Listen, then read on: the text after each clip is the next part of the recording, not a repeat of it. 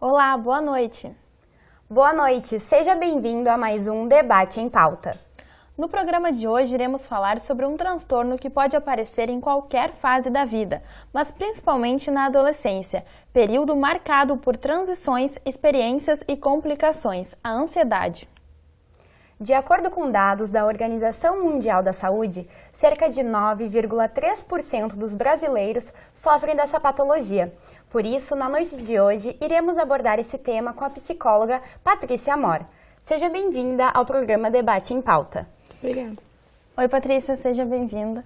Então, como a Sarana estava falando, esses dados da Organização Mundial da Saúde mostraram que os brasileiros são os que mais sofrem com a ansiedade no mundo todo.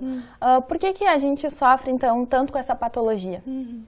É difícil pensar em um único fator isolado, né? Mas existem alguns fatores que podem estar contribuindo para esse cenário brasileiro. Um deles é o fator socioeconômico, né, levando em consideração o alto nível de pobreza, né, de desigualdade, desemprego, que faz parte da realidade brasileira. E um outro fator é a vida que se leva nas grandes cidades, que também pode estar influenciando nesses sintomas ansiogênicos, né. Tu já citou alguns motivos, então, que levam as pessoas a terem essa patologia. A ansiedade, ela pode ser um problema hereditário? Ele pode surgir a partir de qualquer fase da vida. E o que acarreta, né, o que o motiva, são fatores muito subjetivos. Então, realmente, depende de cada pessoa. É diferente do medo, por exemplo, quando a gente pensa no medo, que tem uma motivação mais palpável, né? Já o transtorno da ansiedade não existe tanto como estabelecer, né, um único motivo. E quais são, assim, os sintomas da ansiedade que dão um sinal de que esse problema está se tornando grave, de que realmente precisa de ajuda? A principal questão é quando a ansiedade ela deixa de ser somente aquela nossa ansiedade que faz parte de uma defesa, né, que faz parte de todo ser humano, e passa a ser um sintoma que o sujeito sente constantemente e não consegue evitar, né? E assim começa a atrapalhar o seu dia a dia, o seu cotidiano, e assim se torna algo mais patológico, né? Então, Patrícia, como saber se essa ansiedade ela já passou de uma simples ansiedade? Quais são exatamente esses sintomas? Alguns sintomas físicos podem aparecer, como, por exemplo, taquicardia, que seria o coração acelerado, sudorese, né, o suor, tensão muscular, as pernas inquietas, alguns sinais físicos também que esse corpo dá, né? E também o sujeito portador de transtorno da ansiedade, ele passa a ter muita dificuldade de dormir, porque mesmo quando chega essa hora de relaxar, né, dessa hora do corpo dar uma desligada, ele não consegue, porque ele está constantemente preocupado e não consegue chegar nesse período de relaxamento, né? Esses são alguns dos sintomas que podem aparecer. Como nós falamos no início do programa, a ansiedade pode surgir em qualquer fase da vida, né? Mas principalmente nessa transição da fase adolescente para a fase adulta. Como a psicologia explica isso?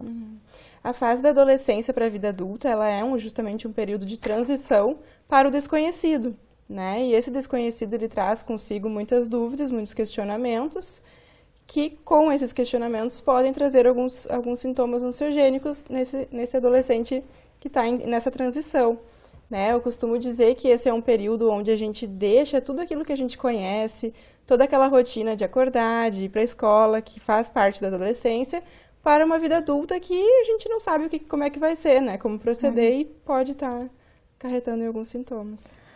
Bom, nós trouxemos aqui 2 relatos de jovens que sofrem com ansiedade. A gente vai ler, então, para ti, para quem nos assiste, de pessoas que nos relataram, assim, como que é essa experiência, assim, que eles têm com a ansiedade.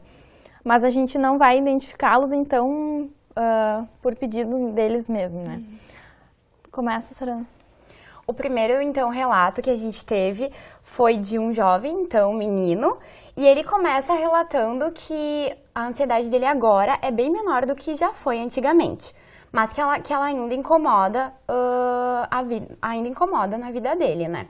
Então, ele conta que ano passado, por conta de alguns problemas pessoais, e depois de sofrer um ataque de pânico e ver realmente que ele estava deixando de fazer muitas coisas na vida dele, de praticar muito, participar de coisas que ele gostava de fazer por conta da ansiedade, ele decidiu então ir no médico para tomar remédio. Essa foi a primeira opção dele. Então ele não foi em nenhum psicólogo, nenhum psiquiatra, foi direto num médico comum, digamos assim, e pediu para tomar um remédio. O médico indicou para ele, então, Rivotril. Depois de um tempo que ele estava tomando esse remédio, ele começou a perceber que esse remédio estava fazendo ele ter muitos efeitos, estava causando muitos efeitos colaterais nele. E aí ele decidiu, então, parar de tomar o remédio e passou a procurar outros tipos de terapias, como terapias alternativas, começou a tomar florais, que é um outro tipo de medicamento, né? E até fazer regressão. Essas foram as alternativas que ele teve para melhorar isso. E aí até no final do relato ele diz assim: não busquei ajuda psicológica por falta de tempo e não queria ter que ficar dependente de remédios. O que tu acha então dessa opção que ele teve? Ele nunca frequentou um psicólogo. O que tu acha disso? É complicado porque existe ainda um grande número de pessoas que recorrem primeiramente ao medicamento. E não que o medicamento não seja bom, em alguns casos, realmente, o medicamento é muito necessário. Mas também é muito necessário o acompanhamento psicológico, porque é a partir dali, desses atendimentos com um psicólogo, que a gente vai conseguir entender a raiz do problema. E o medicamento, ele vai somente nos sintomas, né? E não o que realmente está acontecendo, né? E tentar se autoconhecer um pouquinho, né? Então, é complicado, assim. Então eu vou ler aqui de uma menina, né, uma jovem que mandou também um pequeno relato. Ela diz assim: ó, eu tinha uma preocupação muito grande com tudo o que fazia e não conseguia me desligar nunca. Tinha medo de cometer erros e me sentia extremamente incompetente. Por isso, muitas vezes deixei de fazer coisas que sempre quis e me dedicar como de fato queria. Também era comum ter crises de choro depois de terminar alguma tarefa que eu me julgava incapaz de realizar. Para tentar amenizar e resolver isso, além de terapia, que tem me ajudado muito, eu leio muito sobre este assunto e converso com as pessoas. Essa, então, é a saída, né, que ela encontra para amenizar, então, esse problema. Conversando com as pessoas é a terapia. Tu acha que ela realmente está no caminho certo aí? Acredito que sim. Esse é um caso onde a ansiedade realmente impede dela realizar algumas atividades diárias, né? E eu acho que esse é o caminho, sim. Acredito que ela esteja encontrando algum meio de solucionar, né, esse mal.